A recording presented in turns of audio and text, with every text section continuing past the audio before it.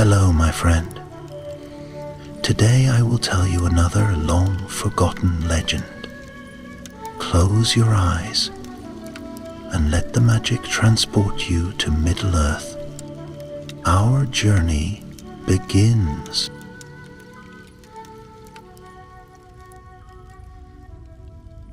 In the deep places of the world, where time flows like slow-moving rivers and the stars hang low in ancient skies, there once walked a being of great power and greater ambition. His name, once fair among the Ainur, had been Mairon, the Admirable. But now the tongues of elves and men whispered another name in hushed tones, a name wrapped in shadow and dread: Sauron. Long had he wandered the forgotten corners of Middle-earth, a creature of cunning and guile.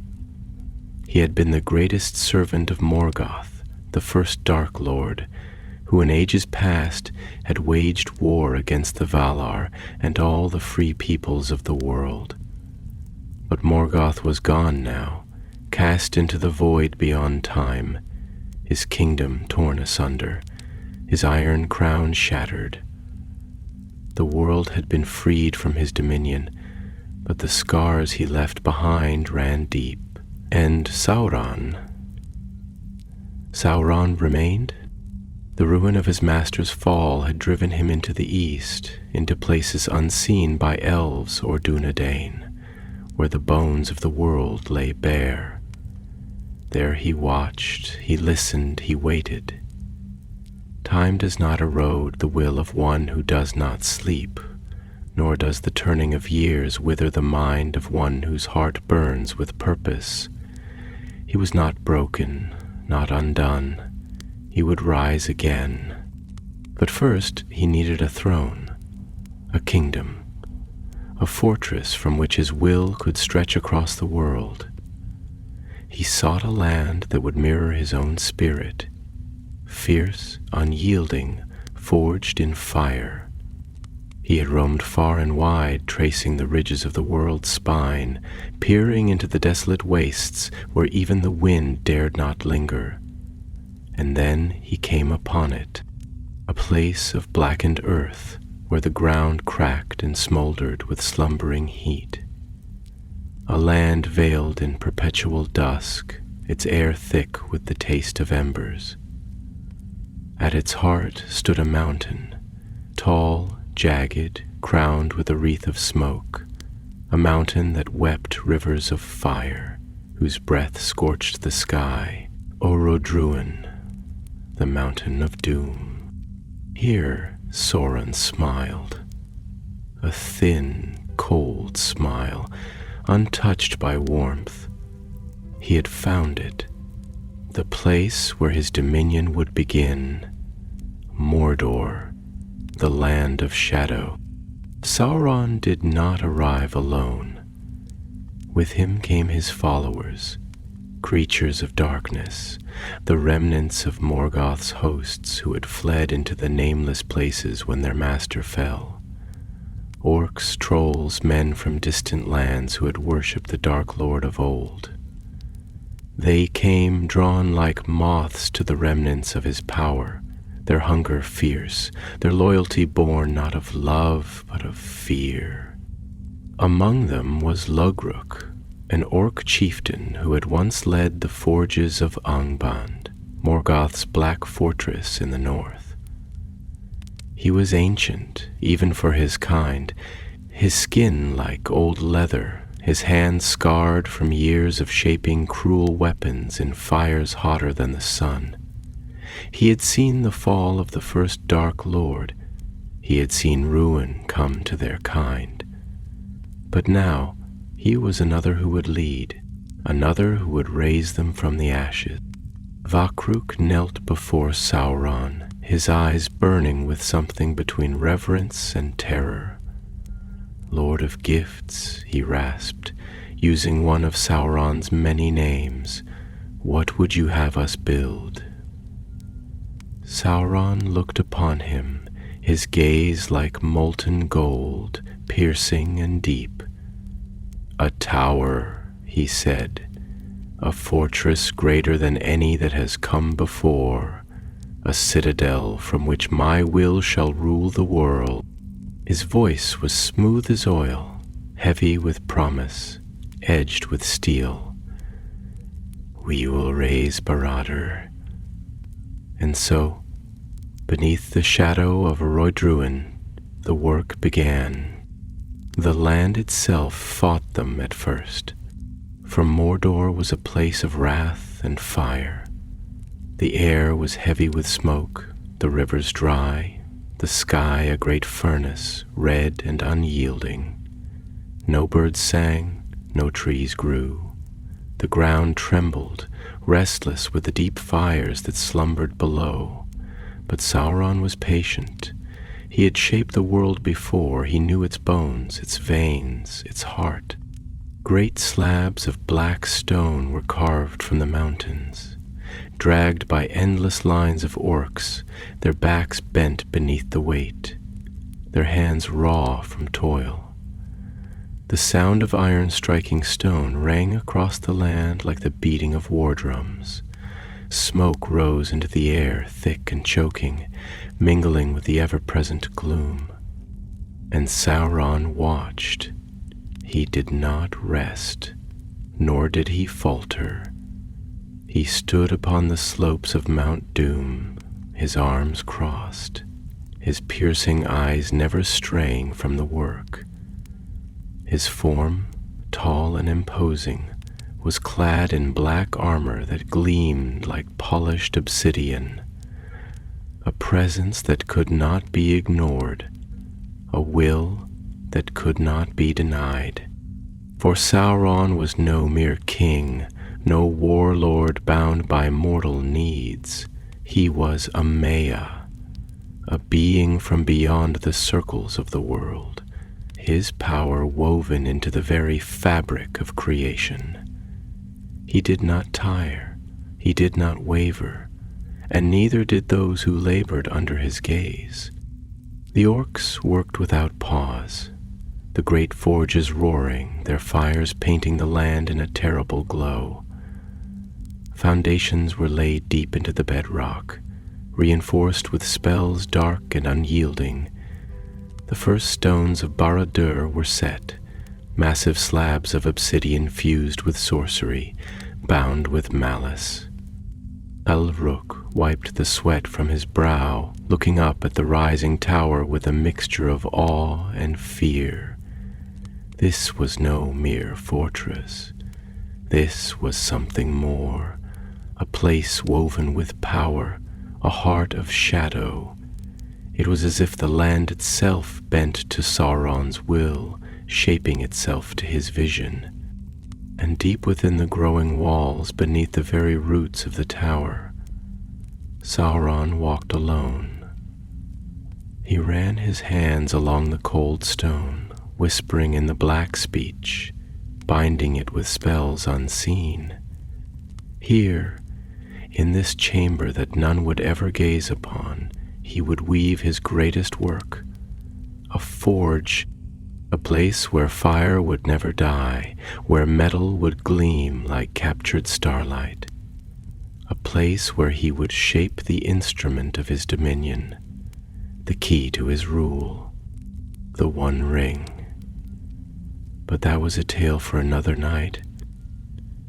For now the tower rose, stone by stone, shadow by shadow, and in the depths of Mordor, beneath the ashen sky, the dark heart of the world began to beat once more.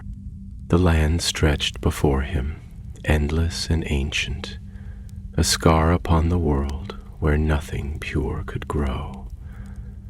The sky above Mordor was a heavy thing, burdened by an eternal dusk, its clouds thick with the soot and shadow of countless fires smoldering in the deep places of the earth.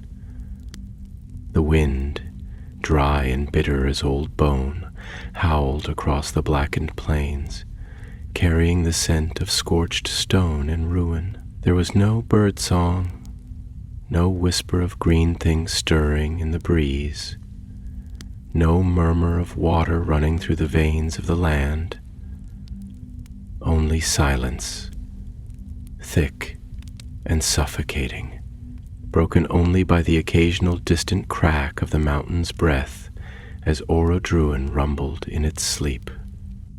Sauron stood atop a jagged rise of rock, his cloak shifting like the night itself, his golden eyes piercing the horizon with a gaze that was not merely sight but understanding. He did not merely look at the land. He beheld it, felt it, knew it. He traced its lines with his mind, its faults and hollows, its hidden strengths buried beneath leagues of stone.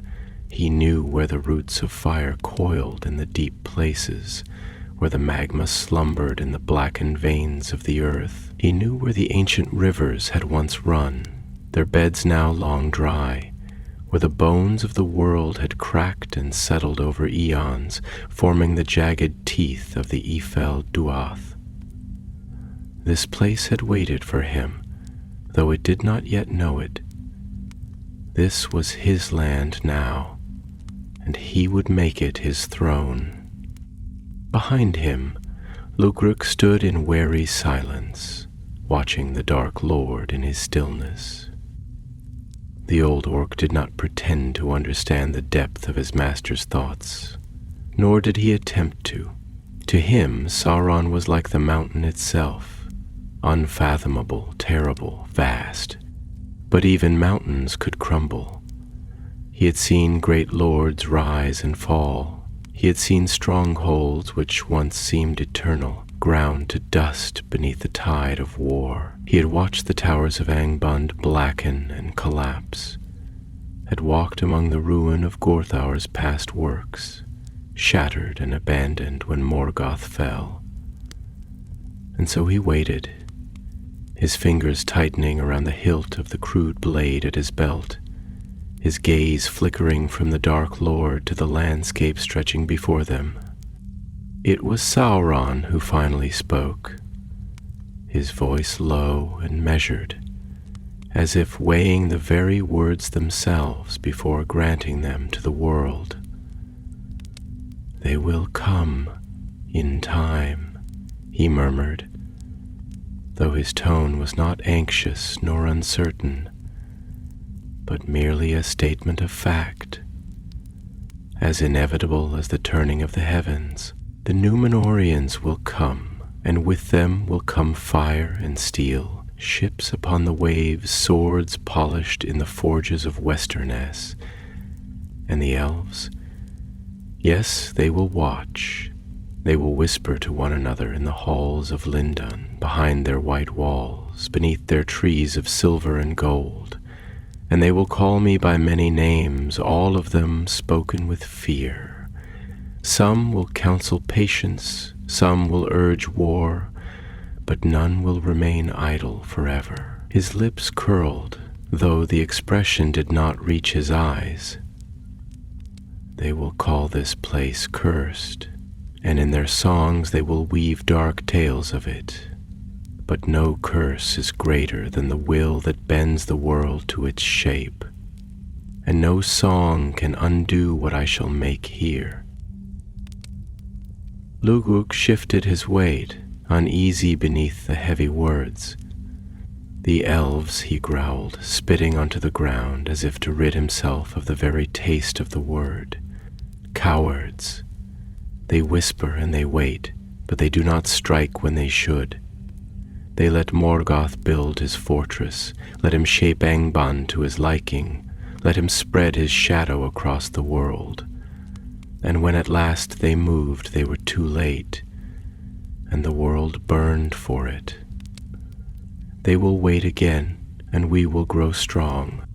Sauron turned his gaze upon him, slow and deliberate, and though his face was unreadable, something in his eyes, something cold and knowing, made the orc take a half-step back. "And is that what you believe?" Sauron asked, his voice a blade so fine it could carve thought from illusion. That they waited, that they watched, that they allowed my master to rise unchecked, foolishly, blindly. Gudruk hesitated, but only for a moment, before straightening his hunched shoulders and meeting the Dark Lord's gaze. He was no cringing wretch, no lowly thrall who cowered at the first whisper of wrath. He was old, older than most of his kind, had survived wars and betrayals and the fall of a god. He was no fool. They hesitated, he said, slower this time, as if weighing his own thoughts, testing them for weakness. They feared. They knew the cost of war, and they wished to avoid it. Even after what Morgoth did in the first age, they were slow to act against you in the second.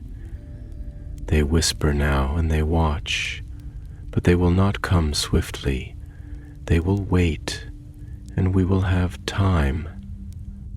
Sauron was silent for a long moment, the wind shifting the folds of his black cloak, the distant murmurs of the earth rising and falling like the breath of a sleeping beast. Then, finally, he inclined his head as if in some distant form of approval. "Time," he murmured almost to himself. "Yes, we will have time. And time, when wielded well, is a weapon greater than any sword." He turned back to the land before them, stretching his arm out, his long fingers splaying wide as if grasping the very air itself.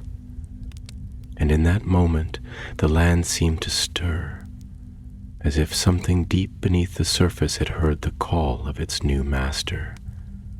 The wind shifted, the smoke from the mountain curled in a new direction, and the air itself grew heavy, thick with a nameless tension. "This will be the foundation," he said at last. "Here, upon this stone, we will raise Barad-dûr." Lúgruk exhaled through his teeth, his breath a sharp hiss of anticipation. The tower, the great fortress, the citadel of their master. He had seen fortresses built before, had walked beneath the black iron gates of Angband, had glimpsed the ruin of Utumno in his youth. But this would be something else, something greater, something unbreakable. And so, beneath the shadow of Orodruin, beneath the ceaseless smoke of the blackened sky, beneath the weight of the Dark Lord's will, the work began.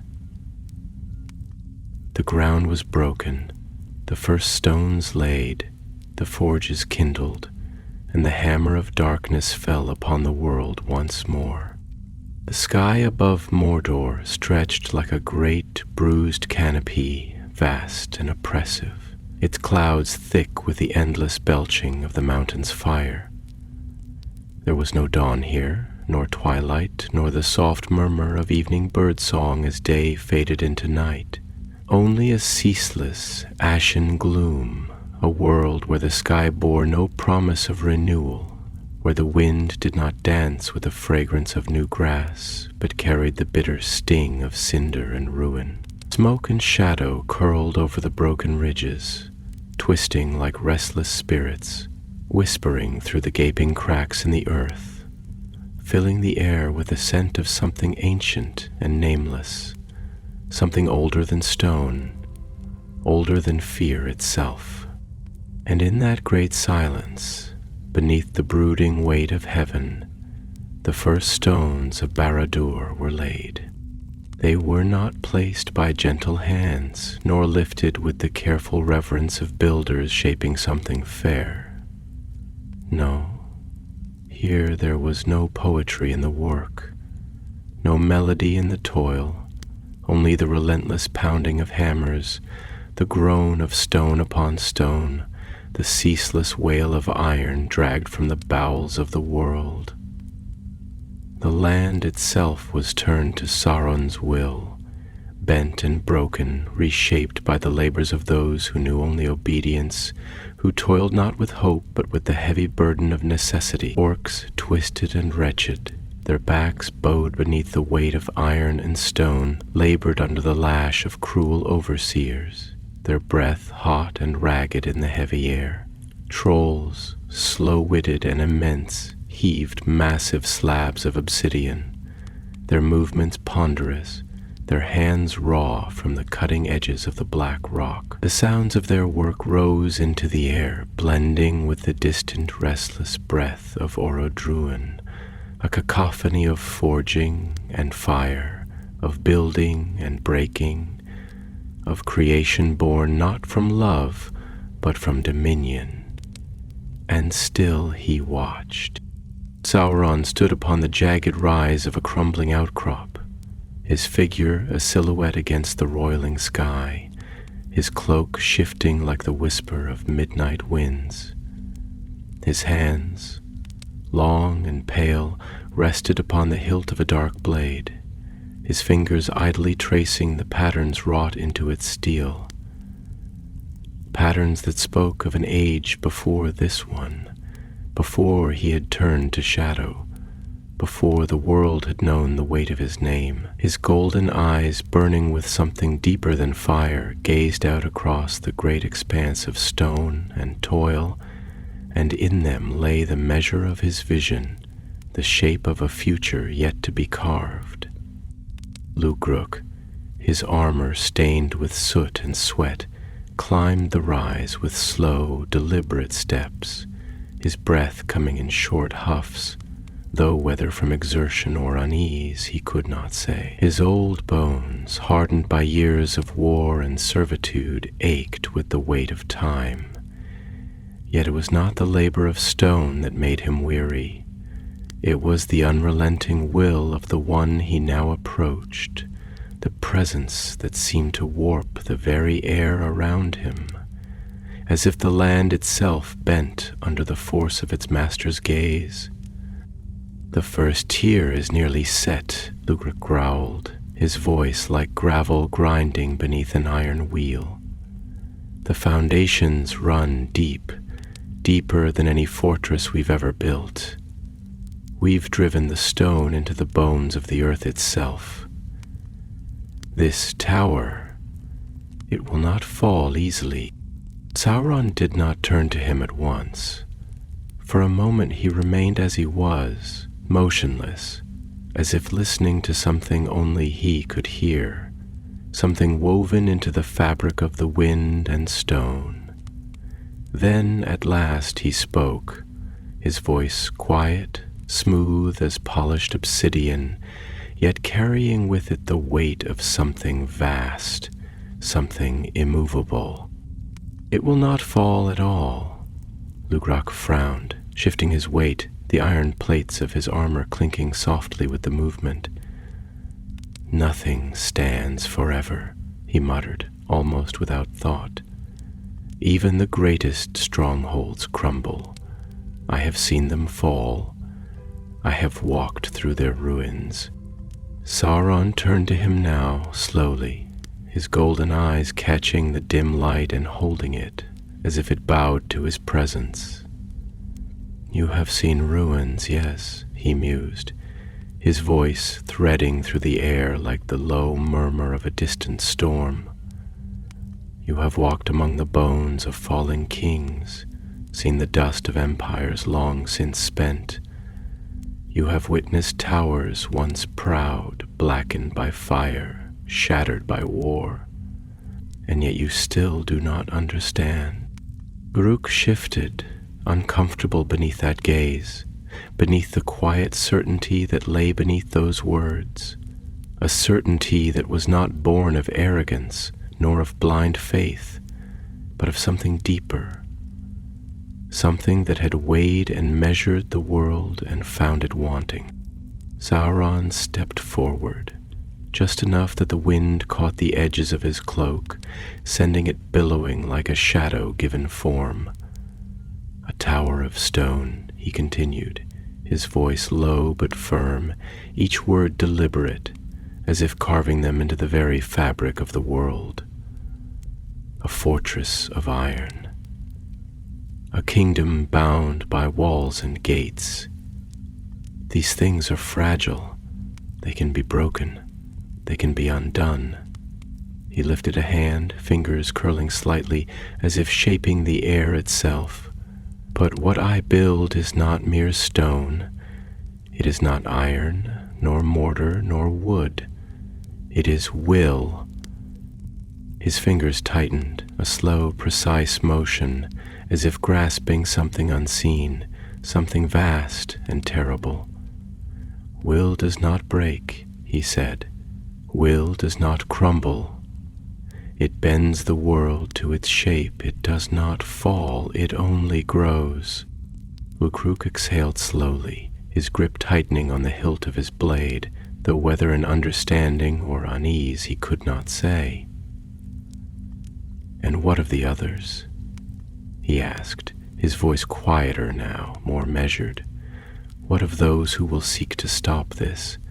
The elves will not sit idle forever. The men of the West, those cursed Númenóreans, will come. They will come with their white sails and their silver blades, and they will not suffer this tower to rise." Sauron smiled, though there was no warmth in it, only something cold and knowing, something that saw beyond the present, beyond the lines of battle yet to be drawn. "They will come," he agreed, his tone almost amused. "And they will find that their swords cannot cut through shadow, that their walls will not hold against the weight of the world itself pressing upon them." He turned back to the land, to the rising walls of his great fortress, to the foundation of something greater than any kingdom had ever known. "Let them come," he murmured, almost to himself, "for what I build is not for them to break. It is not for them to understand." He raised his hand, and the wind stirred, carrying with it the scent of something distant, something yet to be shaped. "Barad-dûr will rise," he said, his voice a whisper of iron and inevitability. "And when it is finished, when its foundations have drunk deep of the fire that sleeps beneath the world, they will know that their time is at an end." And so the work continued, stone upon stone, shadow upon shadow. And deep in the heart of the world, the land itself trembled beneath the weight of the will that would shape it. The sky above Mordor stretched vast and unrelenting, an ocean of ashen gray where the sun was a distant dying ember, its light choked and strangled by the smoke that coiled from Orodruin's wounded maw. The air itself was thick, laden with the taste of charred stone and the acrid sting of molten fire, as though the land still smoldered from ancient wounds long unhealed. The winds that passed through the valleys and gorges did not sing with life, did not dance with the murmuring voices of trees or the laughter of water slipping over stone. No. This was a land where even the wind whispered in hushed tones, afraid to stir too boldly beneath the ever-watchful gaze of its new master. And beneath this sky where no stars had shone unbroken for an age, the work of Barad-dûr continued. The black stone that was hewn from the mountains did not yield easily. It was as though the bones of Mordor resisted, knowing that something unnatural was being wrought from their depths. Great fissures split the earth where trolls toiled with iron picks, their shoulders bowed under the weight of their labor, their hands thick with dust and blood where sharp rock had cut into flesh. Orcs, smaller and quicker, scurried between the work sites, their voices raised in curses and guttural commands, their whips lashing out to keep the weary from slowing. Fires burned in the deep pits, the glow reflecting against the black, jagged cliffs. and all across the land the sound of the hammers rang like the heartbeat of something vast and terrible, stirring to wakefulness. And Sauron watched. He moved through the construction not as a distant ruler, not as one who merely commanded from afar, but as something closer, something woven into the very breath of this place. His will a force that shaped the world as surely as the stone itself. His presence was not one that could be ignored. Where he passed, the laborers worked faster, their hands moving with renewed desperation, for even the most witless among them knew that his gaze was heavier than iron, and that to disappoint it was to court ruin. But it was not mere fear that compelled them. No, it was something deeper, something stranger. His voice, when it came, was not like the barking orders of the overseers, nor the cruel snarls of the orc chieftains, but something colder, something smooth as polished glass and twice as sharp. His words carried weight, not because they threatened, but because they offered something that no whip ever could. They offered purpose. For Sauron understood something that his master Morgoth had never fully grasped. Fear could break men, but purpose could bind them. Fear could turn allies against one another, could create weakness where strength was needed, but purpose made things unbreakable. It was not enough to command, one must convince. And so, where the strongest of his servants labored, where the pillars of his fortress were being raised from the broken spine of the land itself, he did not merely watch, he spoke. Lugrup stood beside him, his heavy frame weighed with exhaustion, though he dared not show it. His hands, wrapped in old leather, bore the marks of long toil, and his armor, battered and pitted from years of war, carried the dust of this place like a second skin. He was not as young as he had once been, but he was shrewd, and shrewdness had kept him alive longer than most of his kind. His gaze followed the laborers below, the way they dragged stone upon stone, the way their bodies strained against the weight of their work. And though he did not say it, though he would never say it, he felt the edge of something creeping into his mind. Doubt. The tower was rising, yes, but at what cost? How many had already fallen to the weight of this labor? How many had been swallowed by the earth, crushed beneath the merciless hands of stone, their bodies forgotten in the black dust? And if so many had already perished, how many more would follow? Could this vast, dark monument truly be built upon such ruin? And as if sensing his thoughts, as if reading them from the very shape of his silence, Sauron turned to him. "You are troubled, Lugrup." The old orc stiffened slightly, though he did not lower his gaze. "I do not question your will, my lord," he said, his voice gruff, wary, careful. "But I have seen strongholds fall. I have seen fortresses raised with sweat and iron, only to crumble when the tides of war shift. This tower, it will stand, that I do not doubt. But I wonder, what is it that will make it endure?" Sauron's golden eyes gleamed in the half-light, unreadable, ancient. And then, after a long moment, he smiled. It was not a warm expression, nor a cruel one. It was something else, something colder, something vast.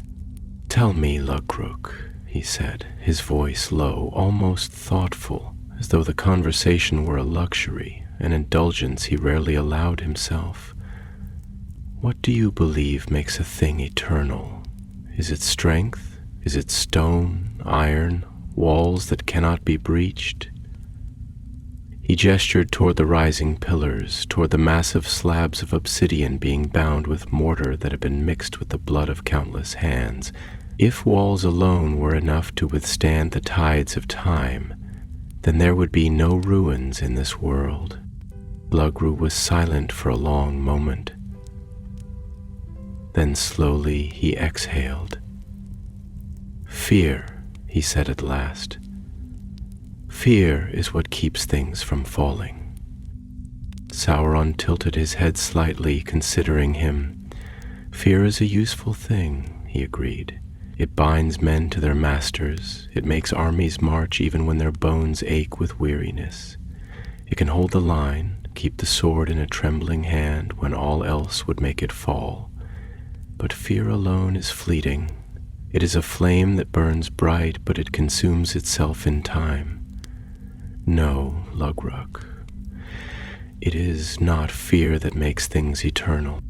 He stepped forward, his gaze sweeping over the great blackened stones that would form the heart of his tower, the tower that would outlast them all, the tower that would rise higher than any had before, until it touched the very will of the world itself.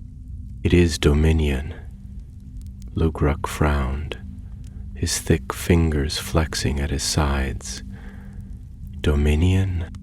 Sauron turned to him, and now there was something in his expression, something fierce, something radiant, something vast and burning, not with the fire of Orodruin, but with a fire deeper than that, a fire that had no name.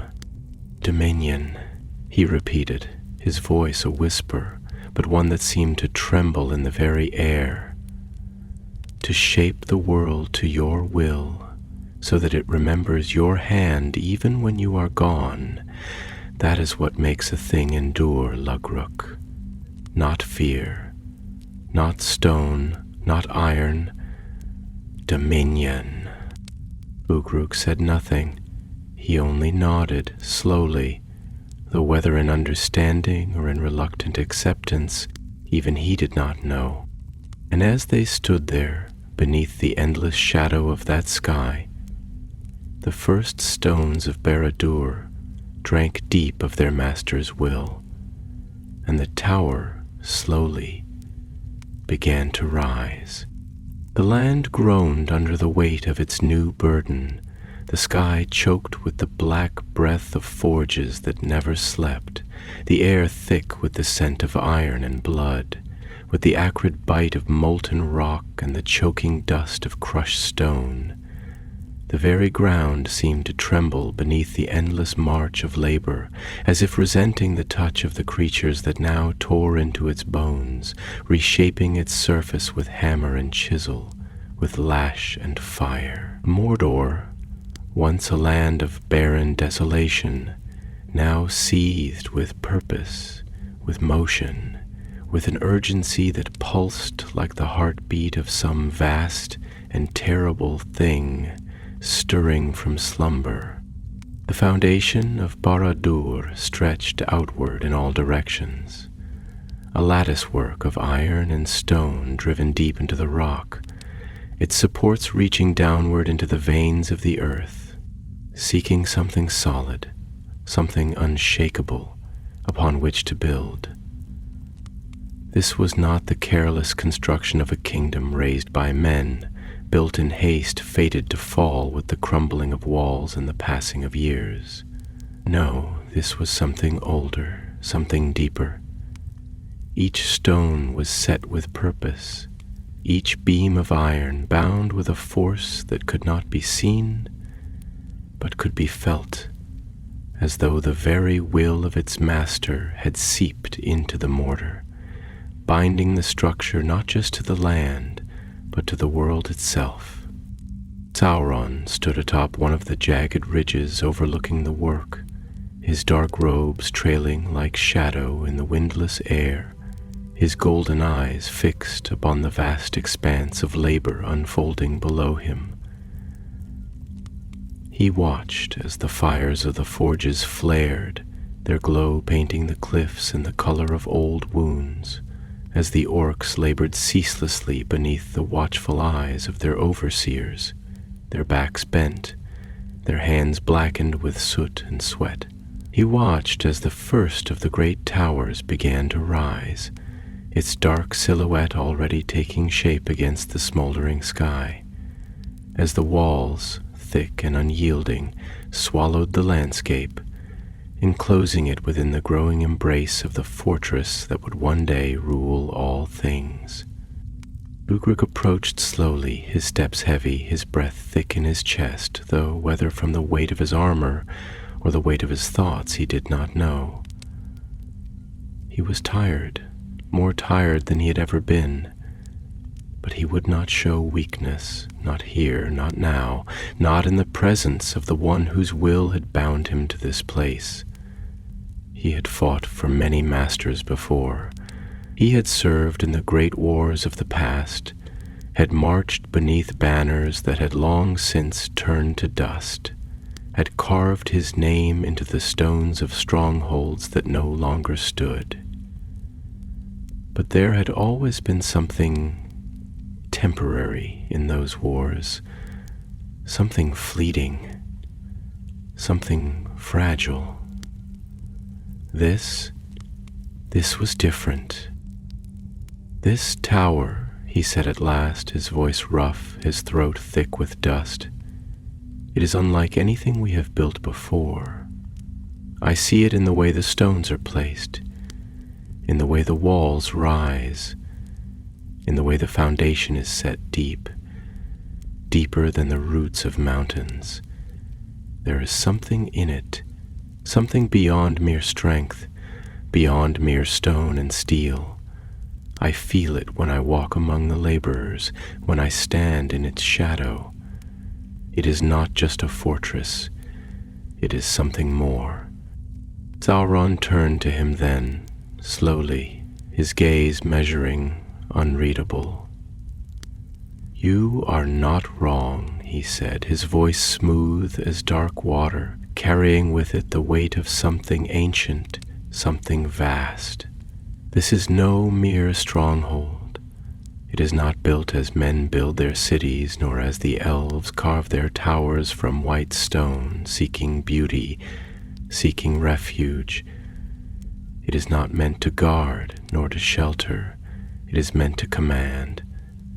It is meant to shape the world around it, to bend the land itself to its will. It is not a place to be lived in. It is a place from which all things will be ruled. Laugro frowned, his fingers tightening on the hilt of his blade, though he did not draw it, nor did he even seem aware of the movement. To rule the land is one thing, he muttered, but to shape it, to bend it, what does that mean? Sauron regarded him for a long moment, his expression unreadable, and then he stepped forward, the black folds of his robes shifting like the edges of a storm. What is a land, Lugruk? He asked, his tone almost contemplative, almost distant, as though he were speaking not just to his servant, but to something beyond them both.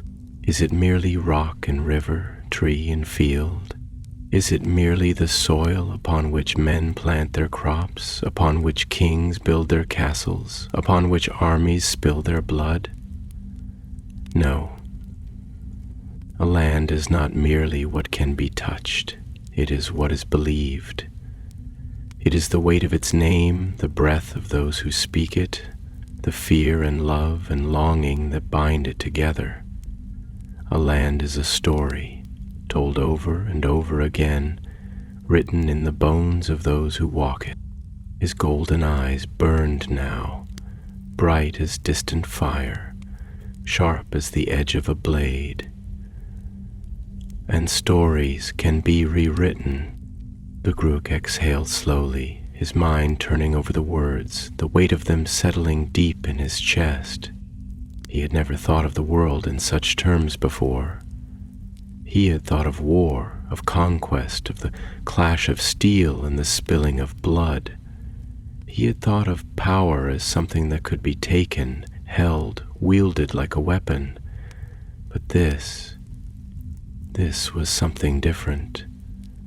This was not the power of a warlord, of a king seeking to carve out his kingdom from the wreckage of others. This was something greater, something deeper. This was the power to remake the world itself.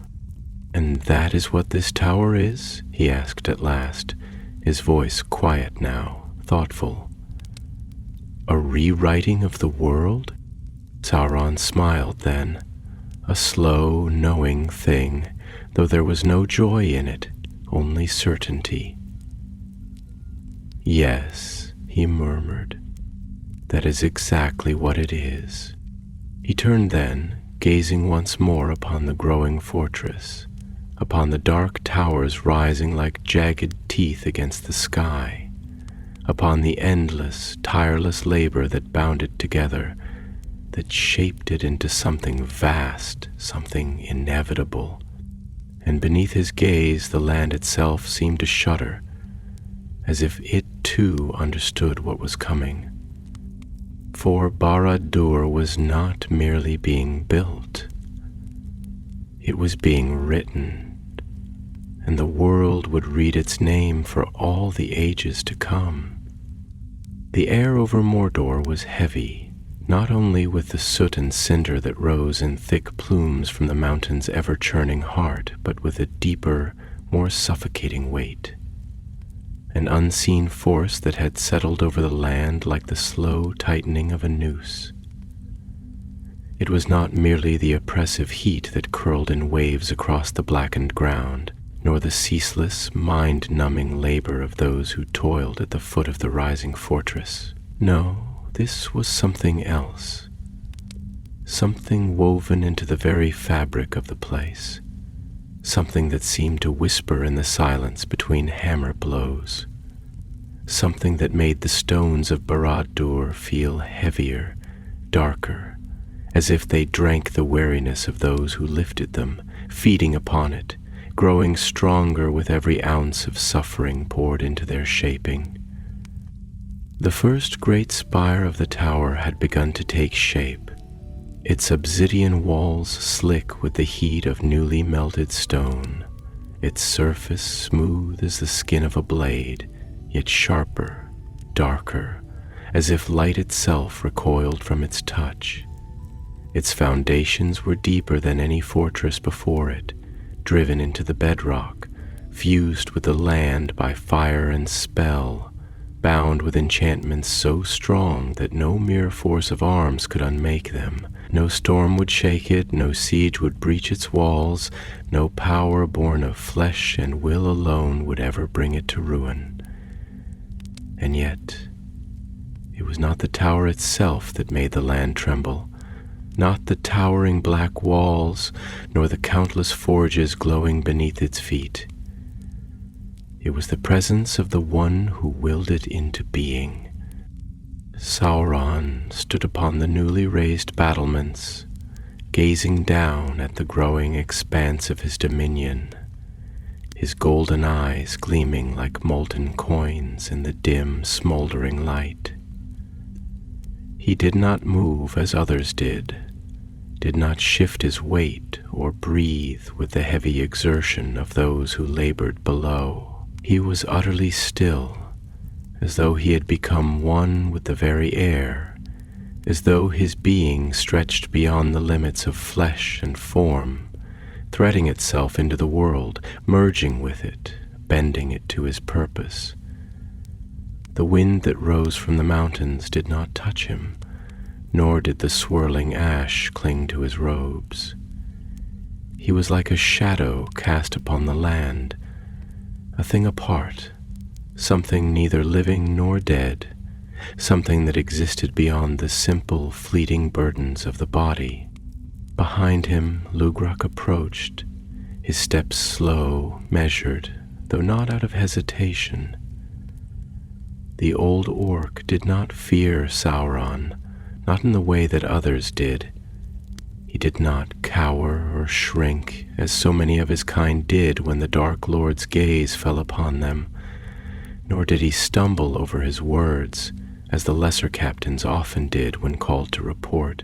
Fear was a thing he had long since mastered, had worn it like a second skin for so many years that it no longer dictated his actions, no longer made his hands tremble or his voice falter. No, it was not fear that made his breath heavy as he stood before his master, not fear that made his mind race with thoughts he did not dare voice. It was something else, something deeper. "The lower halls are near completion," Lugruk said at last, his voice rough as crushed stone, though steady. "The workers move faster now. The ones who have lived through the worst of it, those who have seen their kin fall beneath the weight of the stones they carry, those who have felt the bite of the whip and the burn of the forges, they do not waste their strength anymore. They know what is expected of them. They do not fight the work. They let it shape them." Sauron turned his gaze upon him then, slow and deliberate, the faintest flicker of something almost like amusement passing through his golden eyes before vanishing into the void of his expression. "And you believe that is strength?" he asked, his voice smooth, soft, yet vast, as if it echoed from a place beyond this world. "To endure, to suffer without complaint, to bend beneath the weight of what is demanded, do you think that is power?" Lugruk hesitated, though only for a moment. He had been ready for this, had expected it. He had learned in the long years of his service that to speak plainly to Sauron was both a danger and a necessity. To flatter him was foolishness. Sauron had no need for empty words, no patience for those who merely echoed his will without thought. But to challenge him, to contradict him outright, was death. The path was a thin one, and it had been walked by many before him, most of whom were now dust. "It is a kind of strength," Lugruk said finally, his voice slow, deliberate, as though he were testing the weight of each word before releasing it. "Not the greatest kind, perhaps, but strength all the same. Those who survive hardship, who learn to carry their burdens without breaking, those are the ones who last. You have seen it yourself. The weak do not endure here. The ones who crumble beneath the work, the ones who try to flee, the ones who fight against the inevitable, they do not last. Only those who learn to bear the weight of their chains survive." Sauron was silent for a long moment, his gaze sharp as a knife's edge, unreadable, distant. Then, slowly, he inclined his head. "Yes," he murmured, "that is true. But survival is not power. Survival is what the desperate cling to when they have nothing else. It is the struggle of the nameless, the toil of those who will leave no mark upon the world. To endure is not to rule." He turned back to the tower then, to the dark walls rising higher with each passing day, his golden eyes narrowing slightly as if seeing something beyond the present, something that had not yet come to pass, but was already written in the deep places of his mind. "Power is not in the act of bearing a burden," he continued, his voice quieter now, though no less absolute. "Power is in becoming the burden. It is in shaping the yoke so that others will bear it for you. It is in crafting a world where suffering is not a thing to be endured, but a thing to be used, a thing to be wielded." Lugruk exhaled slowly, his fingers curling into his palms, though whether in agreement or unease even he did not know. "And that is what Barad-dûr will be?" he asked, his voice quieter now, less certain. a thing that cannot be endured, only wielded? Sauron smiled then, though there was no warmth in it, only something cold and vast, something endless. Yes, he said simply, and as the wind howled through the empty halls of the unfinished tower, as the great forges roared beneath the mountain's belly, as the stones of Barad-dûr drank deep of the sweat and blood that bound them together, the land itself seemed to shift, to stir, as if awakening to something that had always been waiting to rise. For this was no mere fortress. This was a throne upon which the world would kneel. The tower rose, its blackened stone drinking the light, its form a thing of hunger, jagged and unyielding, as if it had not been built, but had grown from the bones of the earth itself. The foundations had long been set, driven deep into the bedrock, bound not merely by mortar and iron, but by something greater, something unseen. Threads of will woven into its very structure, chains of dominion forged in secret, unseen, unbreakable. The work never ceased. Beneath the smoldering sky, beneath the ever-present shroud of soot and shadow that thickened the air like the breath of some unseen beast, the great forges roared in their endless toil, their bellies filled with the molten lifeblood of the mountain. Their fires never dimmed, their embers never cooled. They were fed by the ceaseless march of laborers, orcs and men, creatures of dark allegiance, bound not only by chains of iron, but by fear, by necessity, by the cold truth that there was no place for them beyond this. To build Barad-dûr was not merely to shape a fortress of stone, but to carve a new order into the world. Sauron did not merely seek walls that could withstand siege, nor towers that could loom high above the land in defiance of time. Those were the ambitions of lesser kings, men who thought their works eternal, yet whose names were washed away like dust when the tides of history turned against them. No, he had seen such things crumble. He had walked through the ruins of their pride, had traced the remnants of their once mighty halls now broken and empty, their banners rotted, their thrones abandoned. Strength alone was not enough. Power that relied on strength alone was fragile, doomed to falter the moment strength failed. And Sauron did not fail. He stood upon the highest scaffold of the unfinished tower, a great platform of black stone that jutted out over the vast expanse of Mordor, surveying the work as if he were already seated upon his throne. The air was thick with the scent of iron and burning pitch, heavy with the heat that rose in shimmering waves from the open pits below. He could hear it all, the clang of hammers upon anvils, the harsh bark of overseers driving their workers onward, the labored breathing of those who had worked beyond the limits of flesh and yet still did not stop. The very air here was different, charged with something deeper than mere exertion. It was will made manifest, a force that pulled at the mind, bent the body, shaped those who labored under it into something else, something that could no longer exist outside its grasp.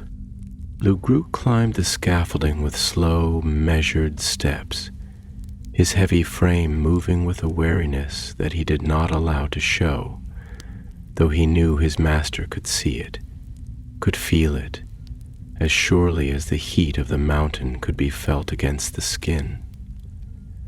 He had not slept in days, though what was sleep in a place where the sky never truly darkened, where the fires never truly dimmed. The very concept of rest had begun to feel distant, irrelevant, like something that had belonged to a different life, a different world.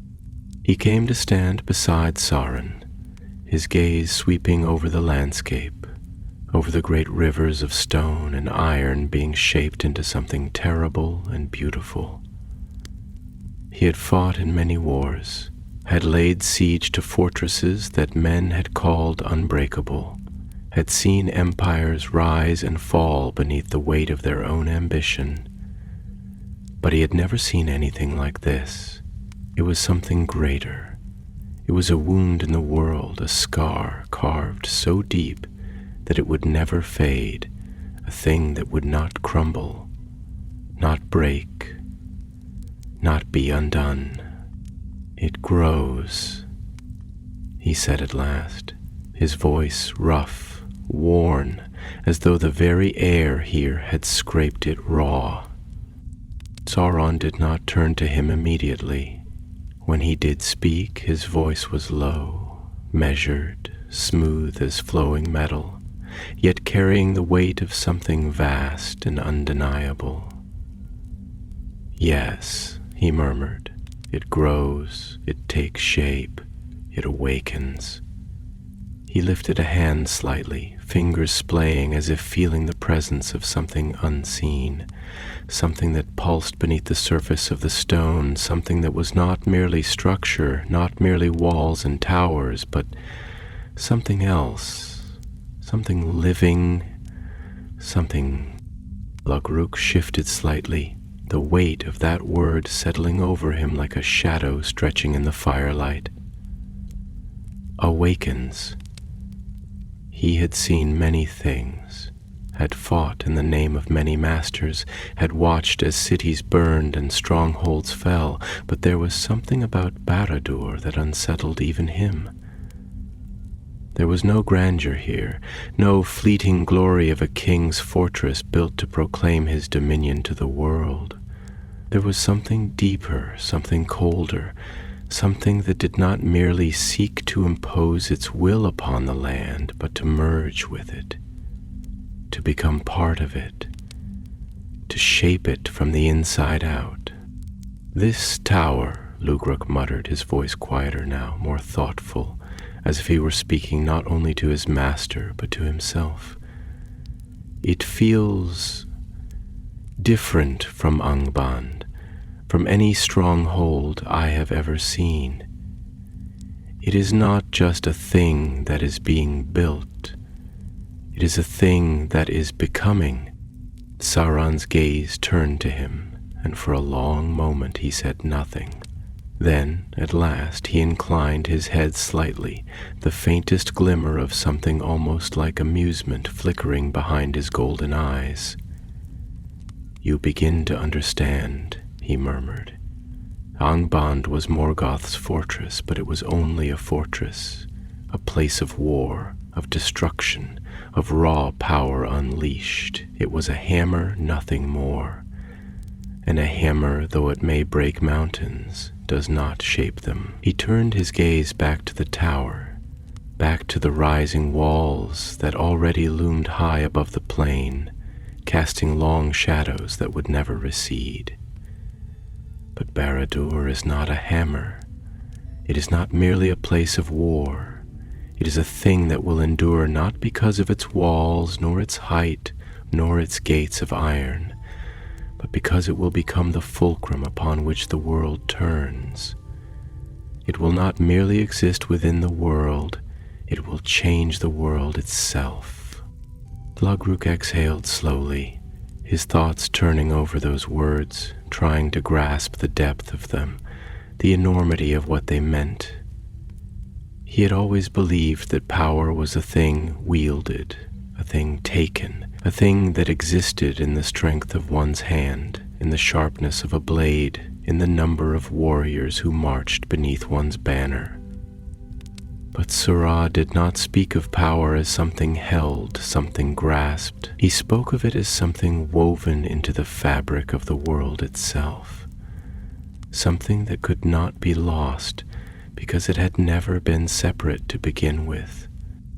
"And when it is finished," Lughruk said after a long moment, his voice quiet now, reverent, wary, as though speaking the words aloud made them more real.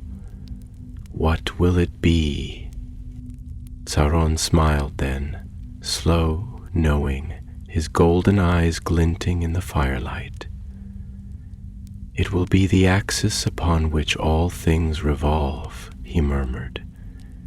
"It will be the place from which I do not merely rule, but reshape."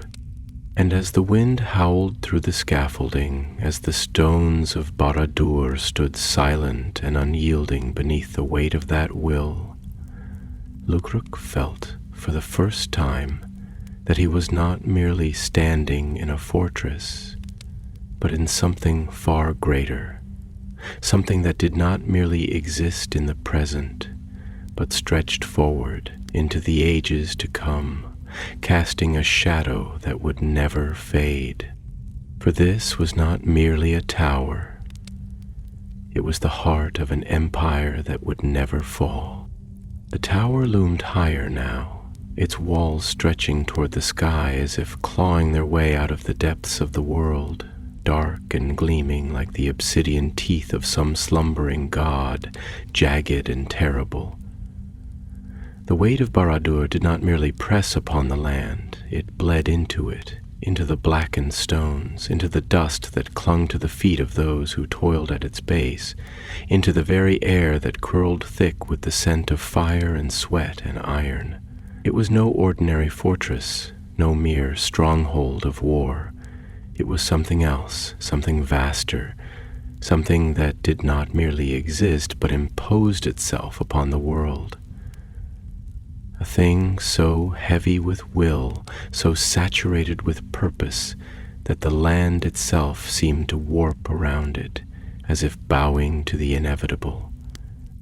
There was no silence here. There was never silence.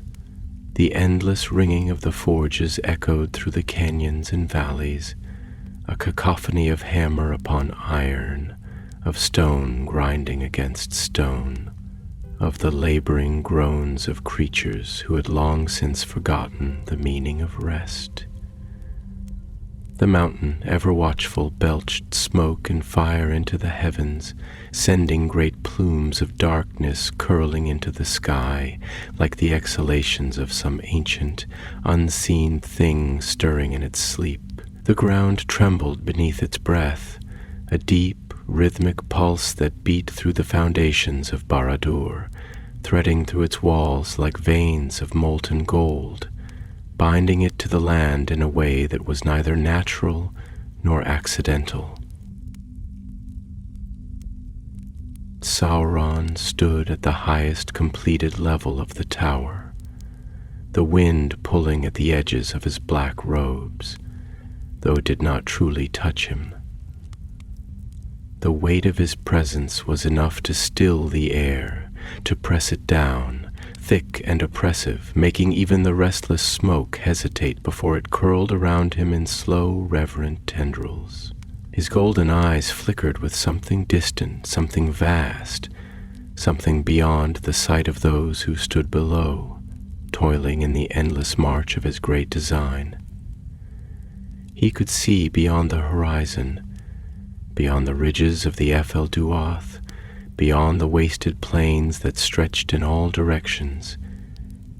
He could see further than any mortal eye, further than the reach of kings or the ambitions of lesser minds. Lúthrak approached slowly, his broad shoulders stiff with the weight of his years, the lines of his face set deep with something that was not merely exhaustion, but something quieter, something heavier, understanding. He had watched this place grow, had seen the first stones laid, had watched the foundation dig deep into the bones of the world, had seen the fortress rise from nothing, had felt its presence settle over the land like a great and terrible shadow. He had believed in many things before, had fought in the name of many lords, had pledged his loyalty to many masters, but he had never before witnessed something like this, something that did not merely command, but consume. He stood beside his master, staring out across the land, his breath slow, measured, though not out of fear. No, not fear, something else, something he did not yet have the words for. "This tower," he began, then hesitated, frowning as if uncertain whether he wished to finish the thought. But Sauron did not turn, did not move, only waited, and so Lughrok continued, his voice quieter now, more reflective. "It feels as though it does not rise, it sinks, as if it is not reaching upward but burrowing deeper, spreading like roots into the land, binding itself into something older than the stone it is made from." Sauron inclined his head slightly, his gaze never wavering from the horizon, though the faintest glimmer of something like approval flickered behind his golden eyes. "You see more than most," he murmured, his voice smooth, distant, yet as unshakable as the stone beneath their feet. "Yes. Barad-dûr does not merely stand, it claims. It does not rise, it binds. This is not a fortress that can be stormed, nor a city that can be razed. It is something more. It does not simply exist within the world, it alters the world around it. It reshapes them." Lughrok exhaled, a slow, deep breath that carried with it the weight of understanding. He had known war, had known conquest, had known the building of walls, the raising of gates, the forging of weapons, the taking of lands. But this was something beyond that. It was not a question of strength, of armies, of fortifications that could be manned or defenses that could be breached. This was something deeper, a shift, a change in the very order of things, a rewriting of the way power worked, of the way dominion was shaped. "And those who build it?" he asked at last, his voice quiet now, almost hesitant. "Those who labor beneath it, do they not see it? Do they not feel it? That they are shaping something that is shaping them in turn?" Sauron smiled then, slow and knowing, though there was no warmth in it, only something vast, something inevitable. "They do not need to understand," he said softly, almost indulgently. "They do not need to know the weight of what they build, nor the depth of what they serve. They are tools, nothing more, hands that shape the world without ever realizing that the shape they carve is their own undoing. That is the nature of dominion, Lughrok. Not to rule by force alone, not to crush with might, but to shape the world so that those who live within it do not even see the chains that bind them." Lughrok was silent, the truth of those words settling deep into the marrow of his bones. He had thought power was a thing wielded, a thing seized, a thing taken in the clash of steel and the march of war. But Sauron did not think in such terms. He did not merely take, he changed.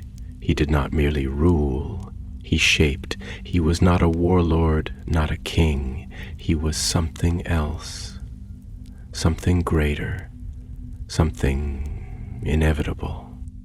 And Barad-dûr was more than a fortress. It was an idea given form, a wound in the world that would never close. And as he stood there, beneath the shadow of that rising monolith, beneath the weight of something that could not be undone, he understood at last what it meant to stand in the presence of one who did not merely seek to command, but to redefine the very nature of existence itself. The sky over Mordor was no longer a mere sky.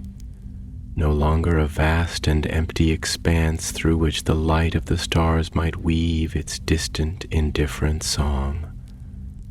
No, here, above the great spires of Barad-dûr, the heavens themselves had been remade.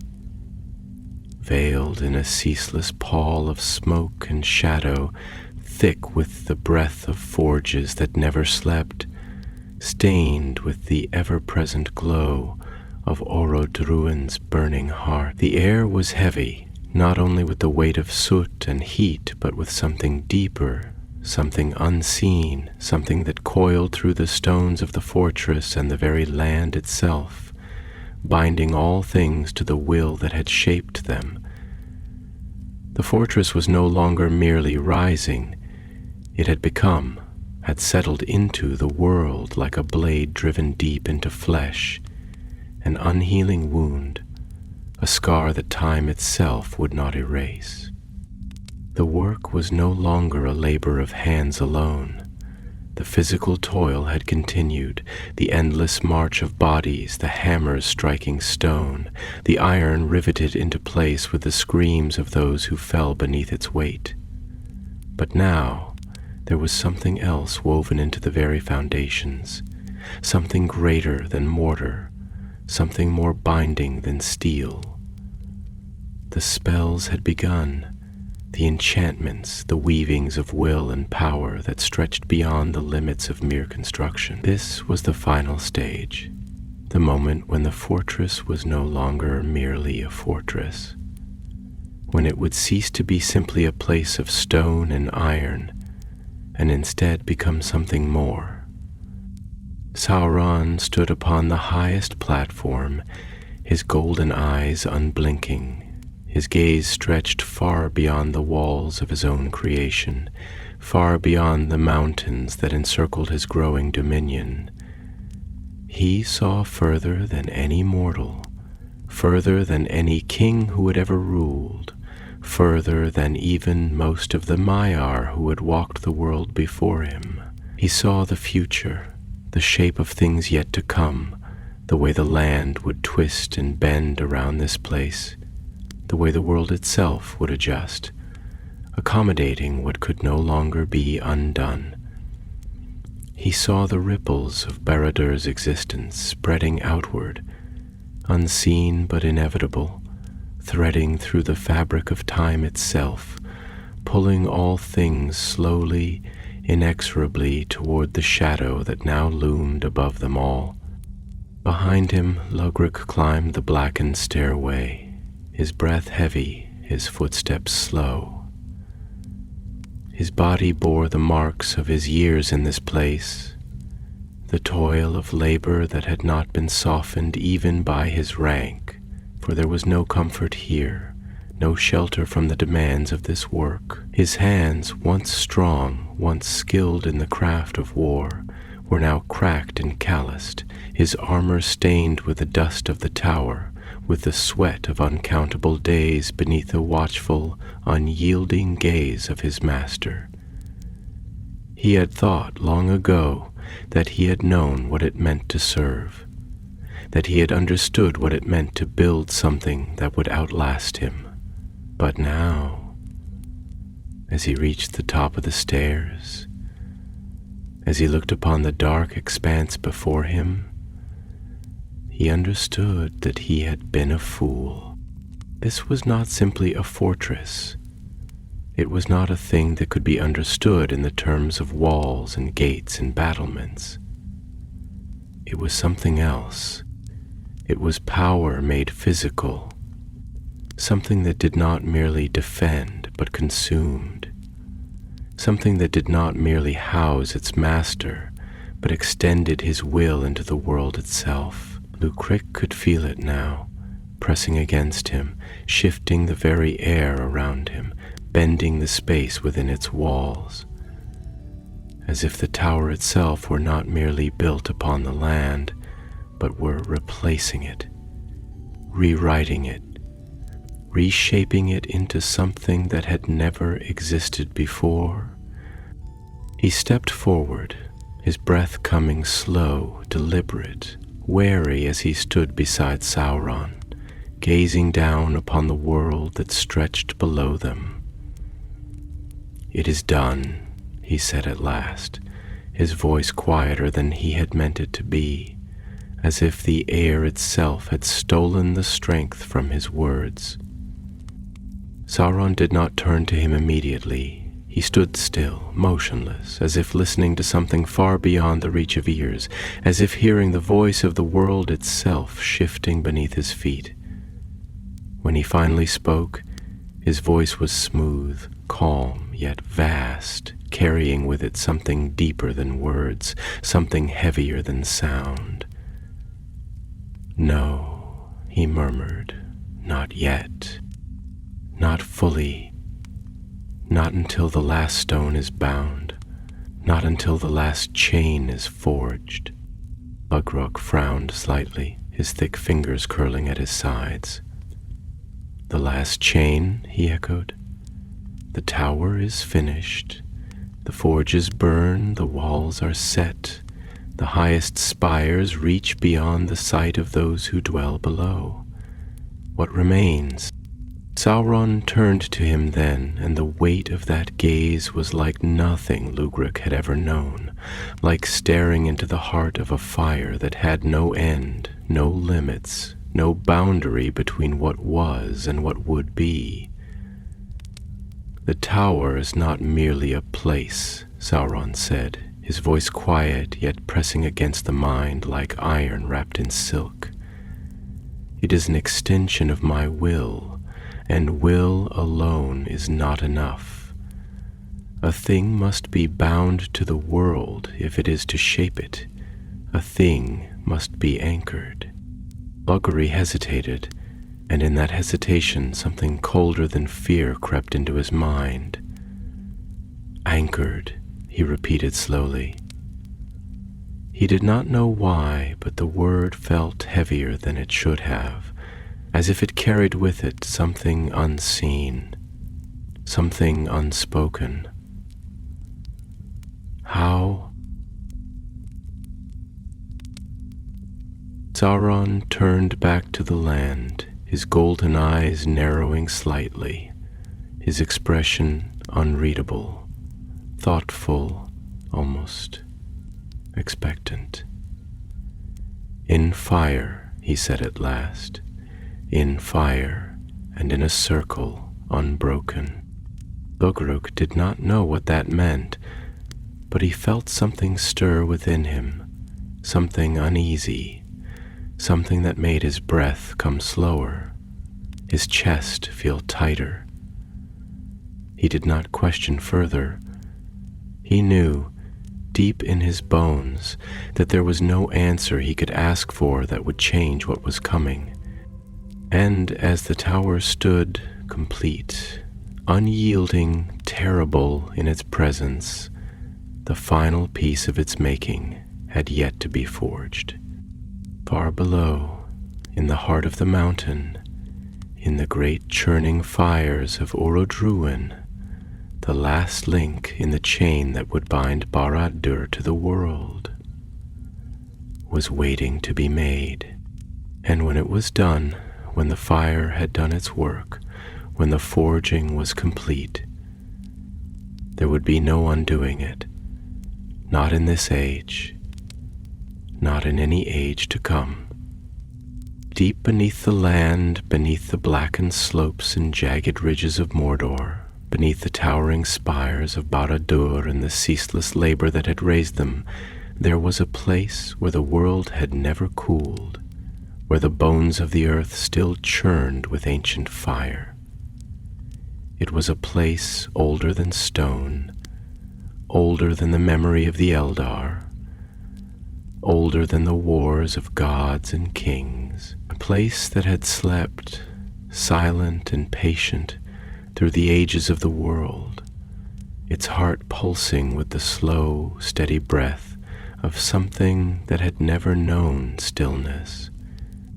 Orodruin, the mountain of fire, the great forge of Sauron. The air within the mountain was thick, oppressive, filled with the scent of burning metal and molten rock, the walls slick with heat, the very stone groaning beneath the weight of its own fury. Rivers of fire slithered through the darkness, their surfaces churning, bubbling, thick with the raw, unshaped essence of the world itself. This was not the tame fire of the forges of men, nor the measured heat of elven smithies, where delicate blades were kissed into shape by careful hands. No, this was something older, something wilder. A fire that did not yield, that did not wait, that did not serve. A fire that could not be contained, only used, if one had the strength to master it. And Sauron had such strength. He stood alone upon the narrow ledge that overlooked the vast molten chasm, his robes still and untouched by the furious heat, his golden eyes reflecting the restless glow below him. He had come here before, long ago, when first he had chosen this land, when first he had seen in its broken expanse the foundation upon which his dominion would be built. But he had not come then to forge, only to prepare. Now the time had come. Barad-dûr was finished, its great towers stretching into the sky, its walls impenetrable, its foundation so deeply rooted in the land that it could not fall by mere force of arms. But it was not enough. Strength was not enough. Strength could be broken, power could be taken, but something bound, something woven into the very nature of the world itself, that could not be undone. That was what he would forge here. Slowly, deliberately, Sauron lifted his hand, and in his grasp was something small, unassuming, a simple band of unshaped gold.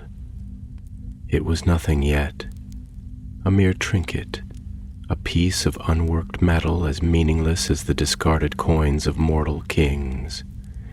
But it would not remain so.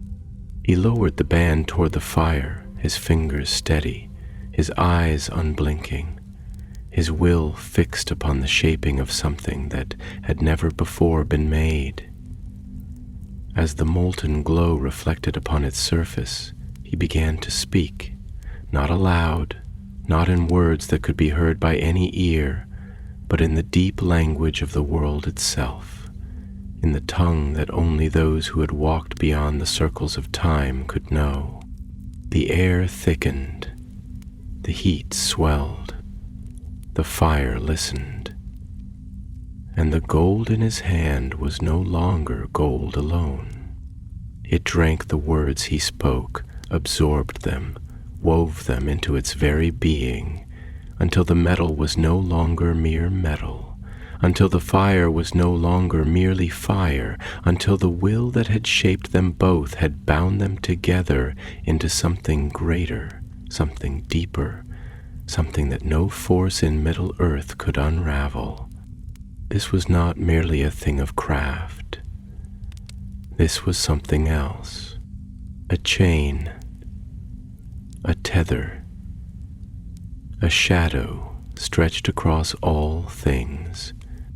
His voice grew louder, the echoes of his words vibrating through the very walls of the mountain, through the rivers of fire, through the roots of the world itself.